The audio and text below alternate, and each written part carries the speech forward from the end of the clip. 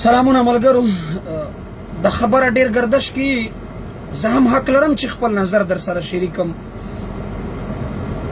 په وطن په خاوره باندې په اسلام په کفر باندې هر سړی ښه پوهیږي خو هغه یو شاعر وایي چې ملا ما ته غوږ شي زه به ملا ته غوږ شم چې ملا ما نه مني زه دا ملا نه منم ریاست دې زموږ فریاد واوري ریاست دې زموږ ګیلې را ختمې کړي ریاست دې زموږ دغه ژړغونې اوازونه واوري موږ به هم ورته زنده‌باد ووایو موږ به هم ورسره اوږه په اوږه ودرېږو خو زموږ ګیلې دي زموږ فریاد دی ریاست خو دې دا واوري په کومو سترګو دغسې موږ بیا ځانونه د قربانۍ ګډورې جوړ کړو ګوره زما د خپل نظر دی در سره شریکوم یې نور ستاسو خوښه ده چې هر څه مو راته ویل اجازه ده ضروري نه ده چې زما د نظر سره تاسې متافق شئ وایه چې زه په کومو سترګو په تا ننګه وکړم وایه چې زه په کومو سترګو په تا ننګه وکړم زه یا د کوټې سوځېدلي وکیلان ژړوم زه یا د آرمي پبلک سکول سره سپین ګلان ژړوم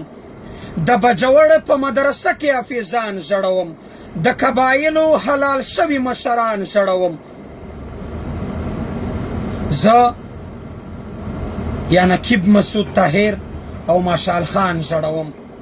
زه یا نقیب مسعود طاهر او مشال خان ژړوم زه یا هارون بلور شهید ارمان افغان ژړوم زه خپلې کونډې خپلې بورې یتیمان ژړوم زه هغه تور سریبلې خپې سیرې ګریوان ژړوم زه مې اته کاله ورک شوی بابا جان ژړوم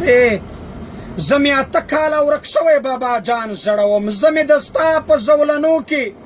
بن ورور جان ژړوم د بکاخیلو په خیمو کې ماشومان ژړوم هغه ګلی هغه یخني هغه باران ژړوم زه مې د کور د راوتلو غرق دستان ژړوم په جني خیلو کې پرچه پرچه قرآن ژړوم زه مې د کور ړنګ دیوالونه په هر آن ژړوم زه مې د کلي ړنګ جومات نری اذان ژړوم زه د ببړې نه تر ننه شهیدان ژړوم ګیلمنه زه فارغ نه یم خپل ځان ژړوم ګیلمنه زه فارغ نه یم خپل ځان ژړوم زه په ګڼ خط کې اتڼ هغه فوجیان ژړوم په چیک پوسټونو په کاتار کې بیماران ژړوم زه خو هغه د ګونګې ژبې آیات خان ژړوم زه یا د وړانګې خور د غرې و ډک بیان ژړوم که ستا ملاتړ وکړم نو پوه شه چې انسان هم نه یم بیا بې ضمیره یم پښتون نه یم افغان هم نه یم بیا بې ضمیره یم پښتون نه یم افغان هم نه یم